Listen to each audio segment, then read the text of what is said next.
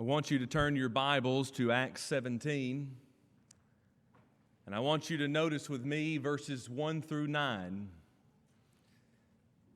We're going to spend some time today talking about the fact that you and I must live upright in an upside-down world. I think there are two different ways we can think about the world that exists. We can think about the world that we presently live in that has been turned upside down. Who knew that in the year 2020, in the month of August, that this is what our known world would look like? Who knew that in the year 2020, in the month of August, that the rest of the world would look just like this? I didn't see that coming, did you? Matter of fact, that's a great indication that you and I are different from God. We never saw this world coming, but yet our known world, our regular routines, our daily lives, the things we love to do have all been turned upside down. And the way you and I choose to react to it will either talk about our upright living or our upside down living. There's also the concept of thinking about our world in the way the world lives normally. The concept of sin. Matter of fact, sin is so different from the way that Christianity is supposed to exist that in Acts chapter 17, verses 1 through 9, you have this concept where eventually they're going to say they've come here also to turn the world upside down. It's verse 2, Paul, as his manner was, went in unto them, and 3 Sabbaths day reasoned with them. Now listen to this, out of the Scriptures. Why did the world believe that these Christians turned the world upside down? Well, because they reasoned out of the Scriptures. I'm here to tell you this morning that if you live by God's book, which is the Scriptures, you will be different. We will live different than this world.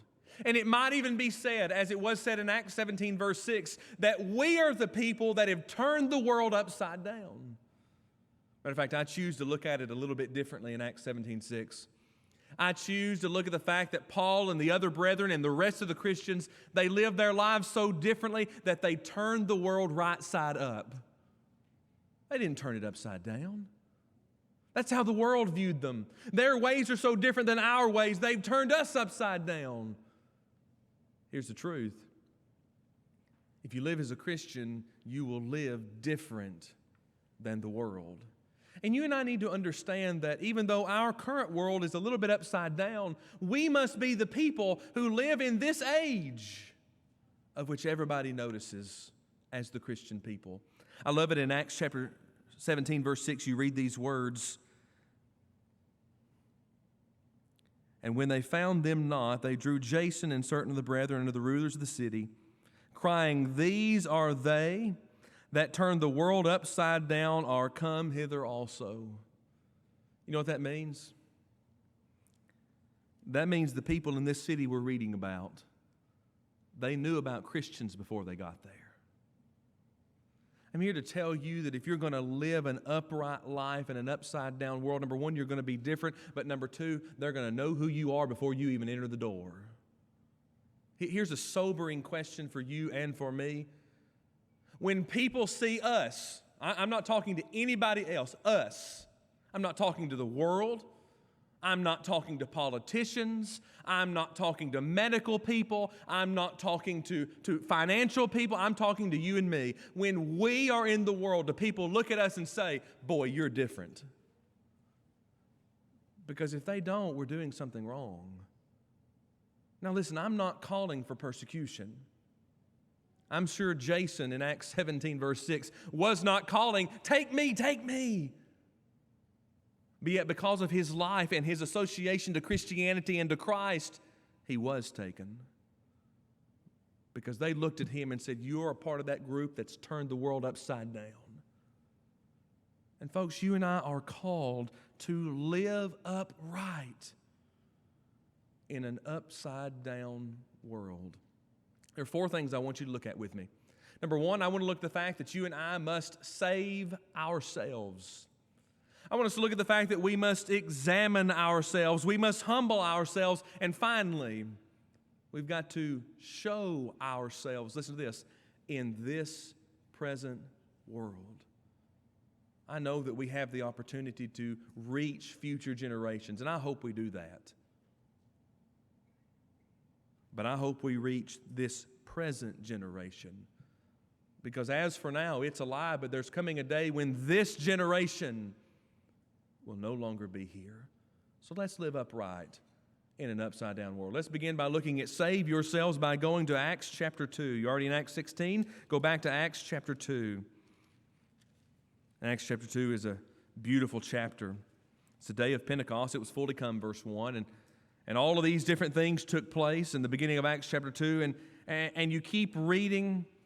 And finally you see Peter and you see the rest who stand up and they begin to deliver this message. Verse 37, they were pricked at the heart. Verse 38, they said, what should we get the answer? They must repent and be baptized. But I want you to notice with me verse 39 and 40 of Acts 2. For the promise is unto you and to your children and to all that are far off. Pause. That's us. All that are far off. Let me tell you, when we look backwards at history, we're looking toward Acts chapter 2. We're looking to the time where Peter stood before a group of people with the rest of the individuals that were there, and he condemned them because they crucified the Lord. By the way, who's the them? The them was God's people. They put him to death. And he says, this promise is unto you and to your children. Listen, if you want to tug on the heartstrings of this daddy, you do something for his children.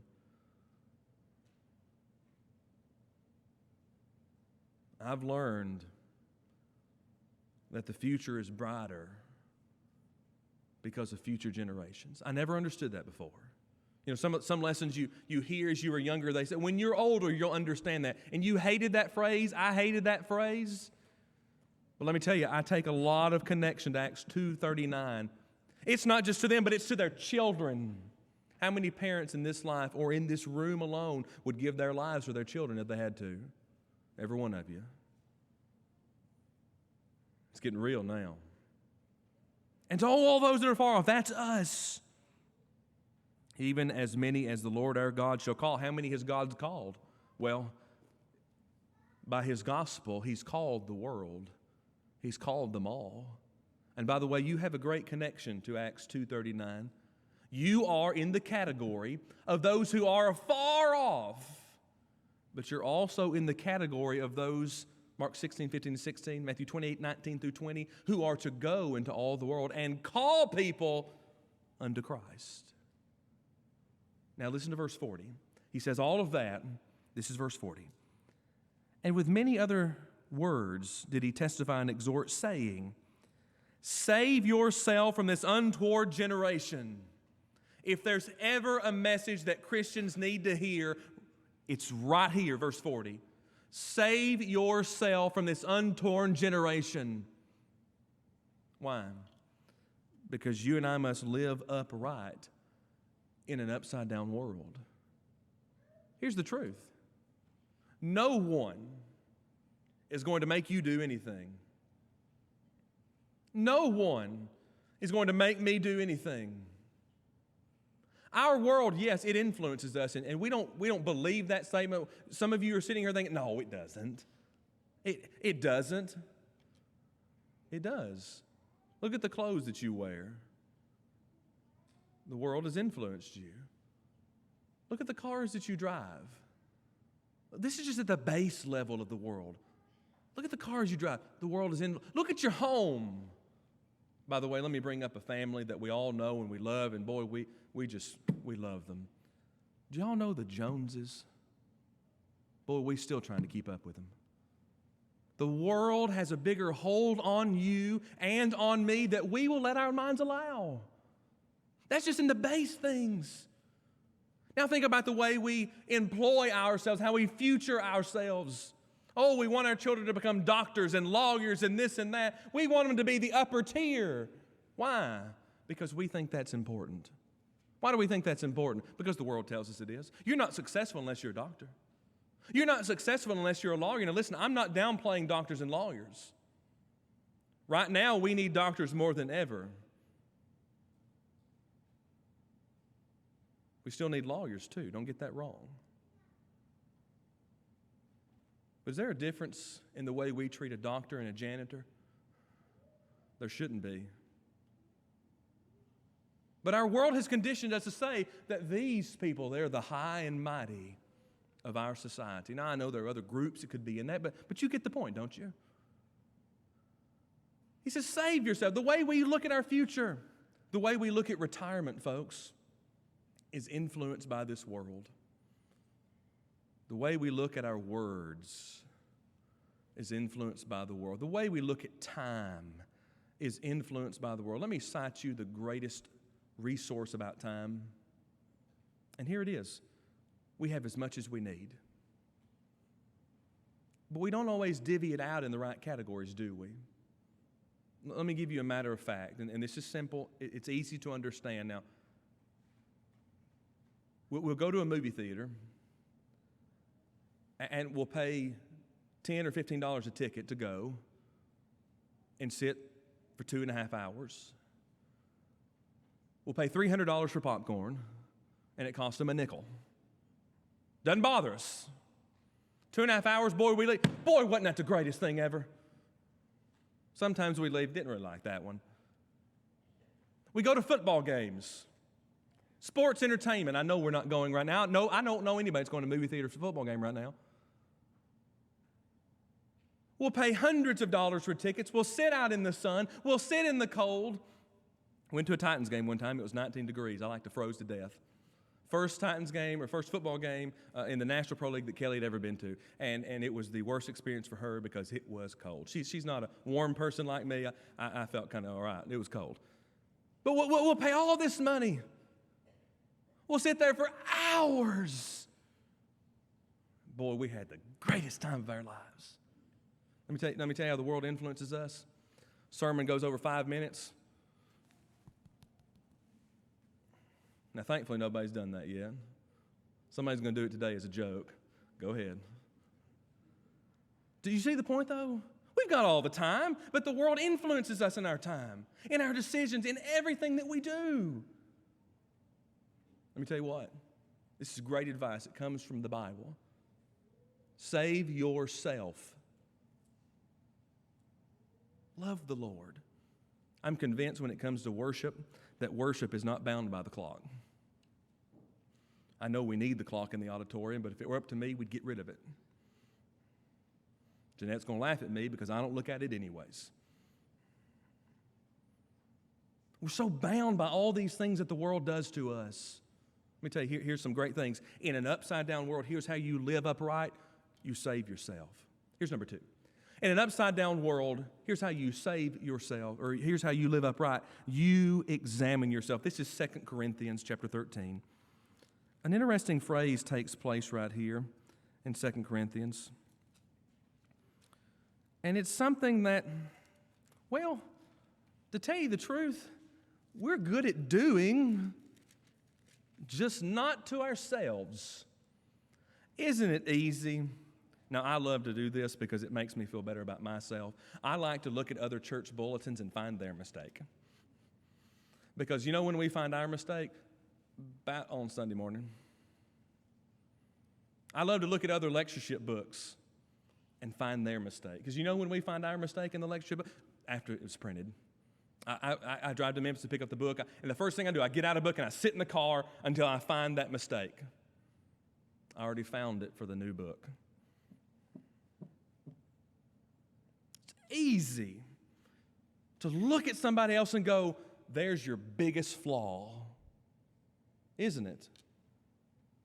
It is easy, folks, to look at, now I'm going to say something, and this is not a political statement, but it's true. It's easy to look at politicians and say, I would have never done it that way. It is easy to look at doctors and say, they don't know what they're doing, when we don't know what we're doing either. It is easy to look at other families and say, I would have never let that happen. It is easy, folks, to look at another Christian and go, how pathetic. Now, I didn't say it was good, but isn't it easy? Listen to 1 Corinthians, 2 Corinthians 13, verse 5. Examine yourselves, whether you be in the faith. Prove your own selves. Know ye not your own selves how that Jesus Christ is in you, except you be reprobates. Oh, first two words hit us hard. I mean, that just, it gets you. Examine, we're okay with that word. Oh, we can do some examining. That second word is the one that hurts. Examine you. I love that he didn't say, examine the brotherhood, whether they be in the faith. Examine the elders, whether we like their decisions or not. Examine the Bible class teacher, whether we agree with what they said or not. Examine the preacher on what he preaches on. Examine this. Examine the fellow Christian, whether they're living the way we want them to. Boy, it's easy. But he didn't say that. Here's the truth. Living in a world that's really upside down, our world does this all the time. Look at political ads. I know. We're in a political season. It's kind of coming to a close. Can't wait till November's over. How many times have you gotten a mailer in the mailbox? And it's for a politician. And you expect, oh, this is what he believes. But instead, it's, look at what my opponent has done. Isn't it so? Don't we see that? I know that we live in a world of technology, whether we like it or not, but I received a message on my phone, and it was for so-and-so political group, and it said, they're saying this about me, but look at what he did. Man, that's the epitome of the opposite of 2 Corinthians 13:5. Now, I know this is not talking about the political scene, but get it. Our world does this day in and day out, whether we recognize it or not. And it conditions us to say, boy. And it conditions us to do this. Pick up that phone, dial that number. You'll never believe what they did. You know what that is? That's sin. Now read the text again with me, just the first comment. Examine yourselves. Read the next phrase. Whether you be in the faith. Here's what he's asking you to do. Here's what we're being told to do. Am I living the Christian life? That's the only question that matters in this life. Now, I know that we want the church to be pure. I get it. I'll tell you, the day the instrument shows up in this place, I'll be the first one to speak up. I get it. I know. But listen. Listen to me clearly, plainly, simple. Are you going to heaven? I can't answer that for you. I'm not going to try to answer that for you. I can only answer that for me. Examine yourselves whether you be in the faith. Prove your own selves. Who are you proving it to? Well, I believe there's two people you need to prove it to. Number one, you need to live your life upright so that God knows who you are. Prove yourself. Do it. But number two, you need to prove yourself to yourself. That's a lot of yourself, isn't it? Prove yourself to yourself. If you don't ever know you can do it, you'll never do it. You ever met a child that was told he couldn't? You ever met a person that was told they couldn't? They never did. If we keep telling ourselves we can't live this life, we never will. Listen, if we're going to live upright in an upside-down world, I've got to examine myself. And I've got to recognize that Jesus Christ is in me as long as I allow him. If not, I've let him go. So let's examine ourselves. Number two, as we think about how to live upright in an upside-down world, let's humble ourselves. 1 Peter 5. 1 Peter 5, 6, and 7. I don't know if you've done this recently. I encourage you to do it. It won't take you any time. Matter of fact, families, this would be good for you to do this week. This would be easy to do, Monday through Friday. just read one chapter a night together as a family. 1 Peter only has 5 chapters. You get Sunday night and Saturday night off. I challenge you to do that. I won't ever ask you to do it, but examine yourselves. But listen to what it says here about humble yourselves. This begins in verses 6 and 7. Humble yourselves, therefore, under the mighty hand of God, that he may exalt you in due time, casting all your care upon him, for he careth for you. There's a couple things I want you to notice. Number one, humble who? It is not our job, just as we talked about in examining ourselves, to humble somebody else. But boy, don't we want to sometimes. You ever wanted to knock somebody down a peg? Yeah, me too. I can admit that. That's not our job. It's not our job. He says, humble yourselves. Now, we're going to ask the question, how we can humble ourselves in just a minute, but just hold with me. Here's the action. Humble yourself. Here's the next. It's the where. Under the mighty hand of God. Ladies and gentlemen, why do we humble ourselves before God? Because he can be the only one above us. Ladies and gentlemen, there is no one more important than God. That will never be false. But yet, what do we do? Now, this is the idea of humility here. What do we do? Oh, we got to keep up with the trends.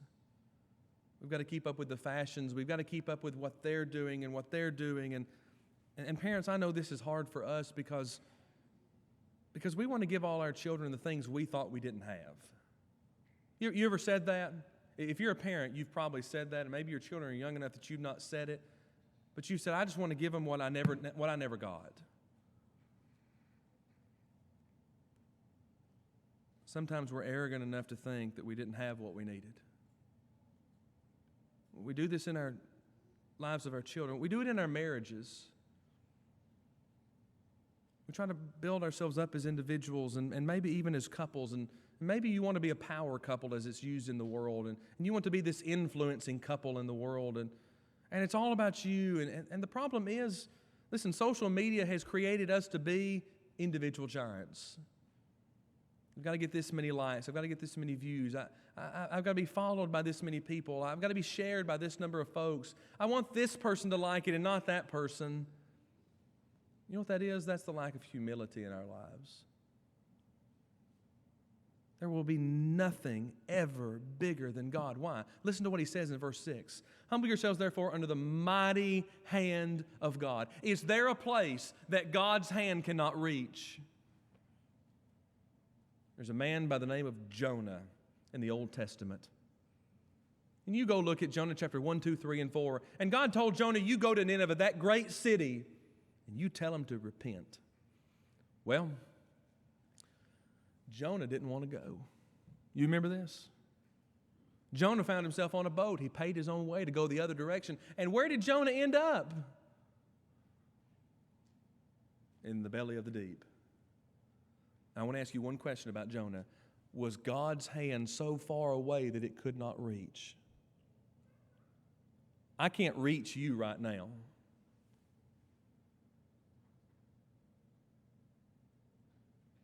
But God can.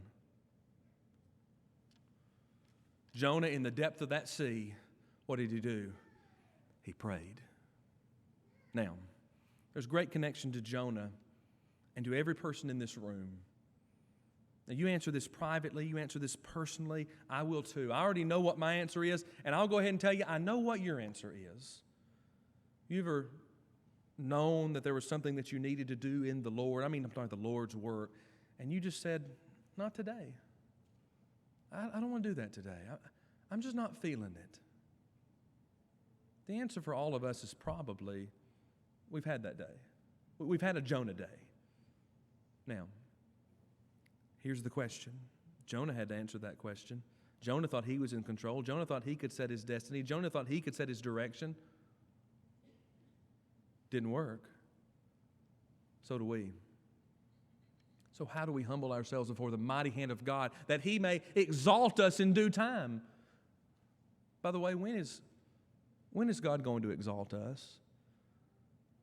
Is He going to exalt us in this life? Maybe you have great aspirations of being some political figure or some very well-known figure in the community, or maybe even in the nation of the world, or maybe you have all these lofty goals and you just keep asking, why is God not exalting me? I want to ask you a question about 1 Peter 5:6. Did Peter ever say, did God ever say, I'll do it on this earth? So many times we want what God gives now. We want to be the prodigal. Father, give me everything that's due to me. There's a great connection to you and I in the lack of humility when we want everything that God has to offer now. Well, guess what? You can't have heaven on earth. Why? There's sin on earth. There's death on earth. You can't have it here. Now, we have the next best thing, which is what's going to be heaven. We have the church, but here's the problem, and we don't like to admit this, but there is sin. There is temptation. There are problems, folks, even right here. We are not exempt from that. He's not going to give us everything here, because if He gives us everything here, what's heaven worth? Nothing. If it's not better than here, I don't want to go.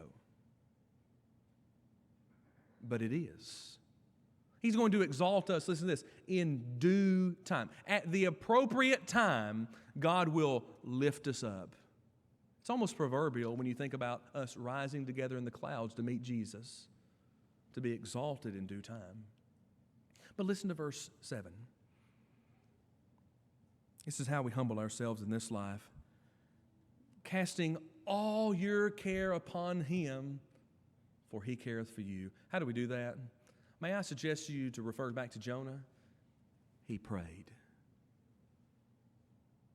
Let me tell you, there's something that's just true. It always will be true. God knows what's happening right now. This is the craziest thing for me, and this is one of the wild things that I like to ponder about from time to time and then realize that God knew I was doing it. God knows what's in your head right now. Sometimes we have to say to ourselves, how petty am I in the things that we do and the things we think? But God knows. Not only that, God knows the problems that you're facing right now and the ones you faced in the past. But I want you to think about this. God knows about the future. Before we ever thought that 2020 was going to turn out like this, guess who knew? How little are we? Do you get the idea? Humble yourself, bow down in reverence before the Almighty God. I'm here to tell you, you're not going to stand up to God. He'll put you back down because He has the power to do it.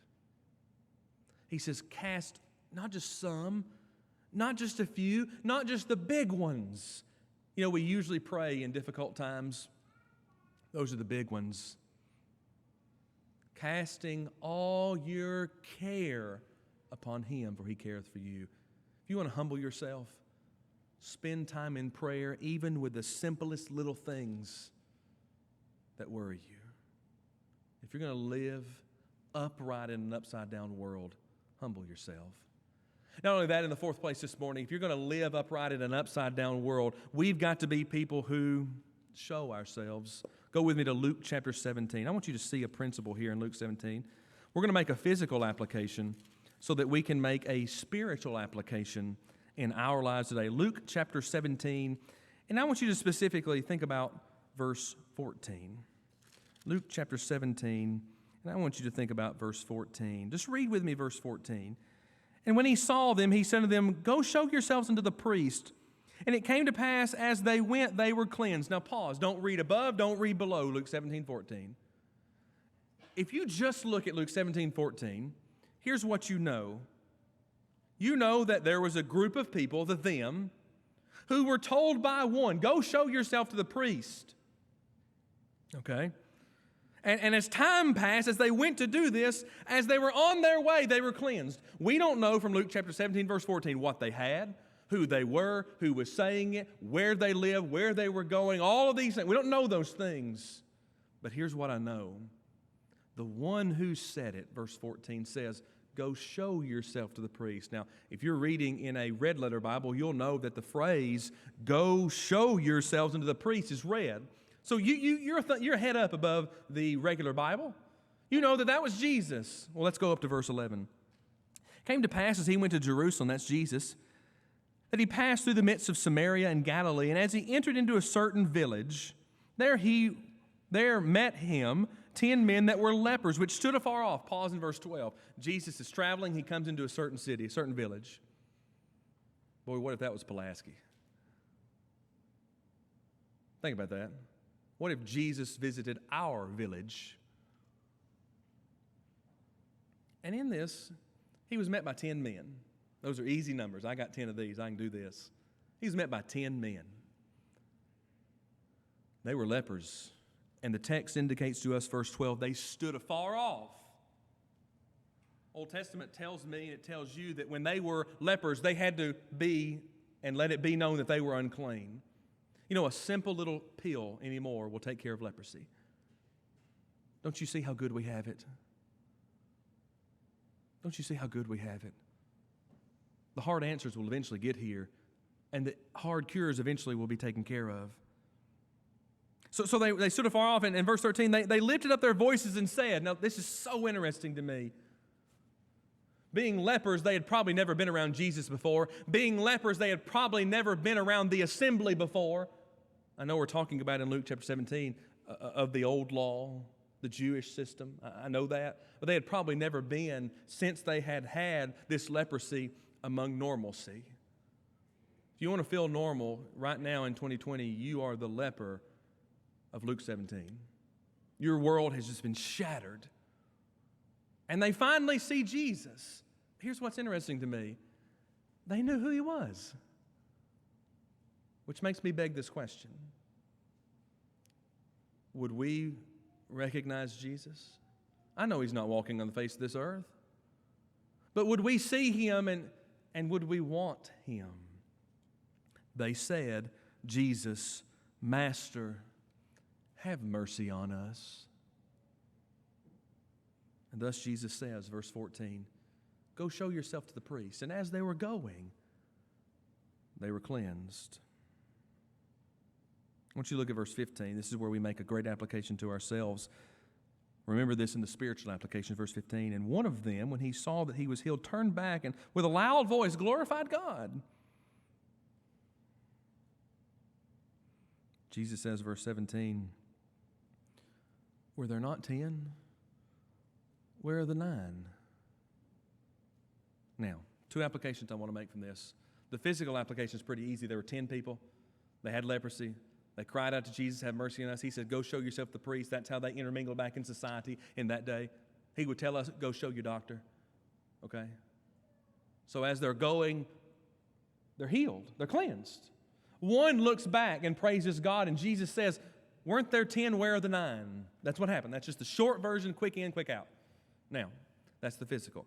Let's think about the spiritual. Every person that's a Christian has been marred by sin. And let me tell you, you were separated from God. But because of Jesus,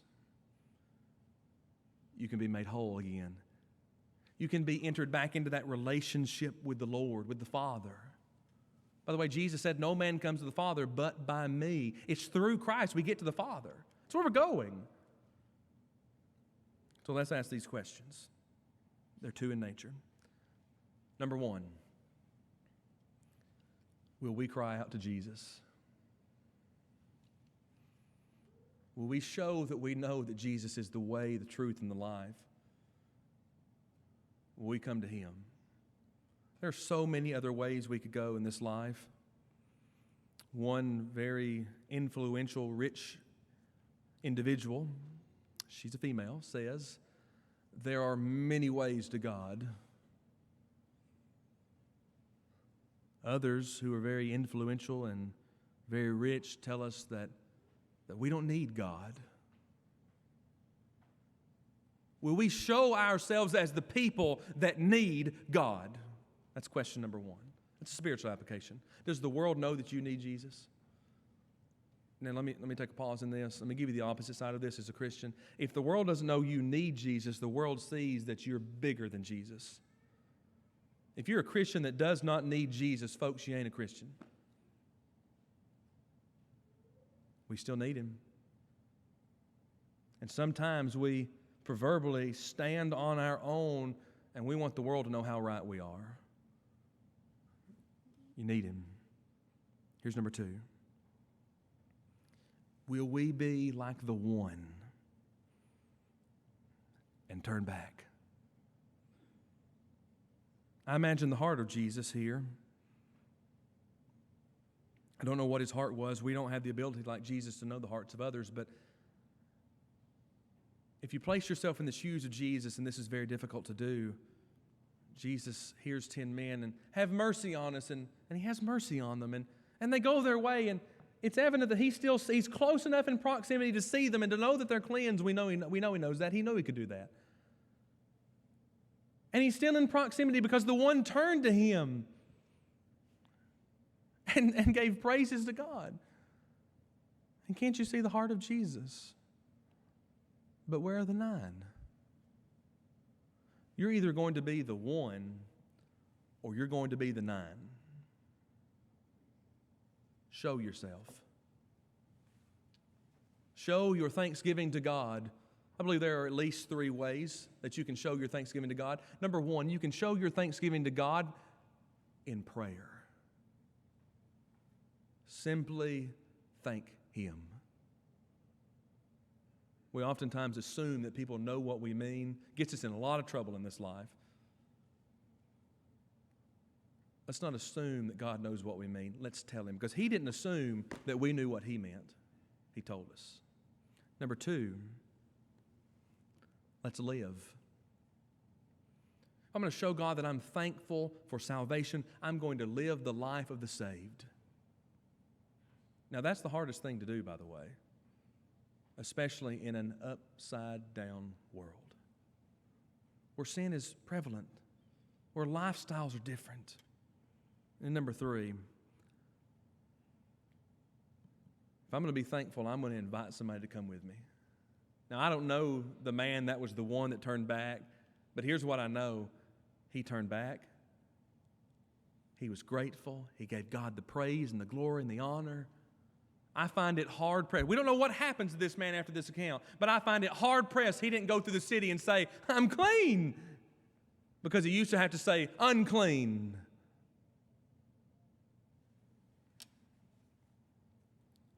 Will we show someone the power that's in the gospel? You see, we've got to live upright in an upside-down world. You remember Acts chapter 17, verse 6? They said, these are the people that have turned the world upside down. Let's stop being upside-down people, and let's start uprighting the world. Let's turn it right side up. And you and I can do that every day if we'll choose to live after God. I know that this year has been troubling to so many. I know it's troubled your household, and I know it's troubled mine. We've not known what to do.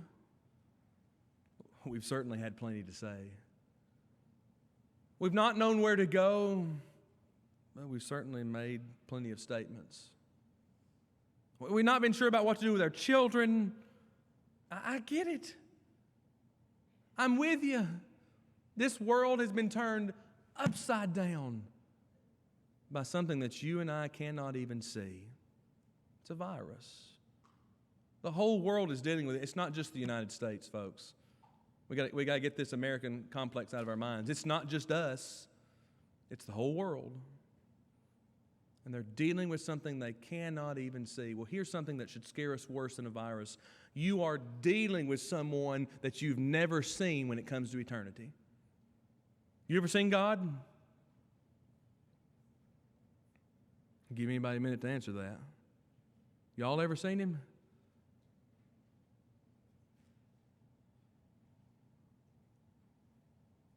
All of us, one day, whether this world is upside down or it's been turned right side up, will meet the God of heaven. what will He say to you?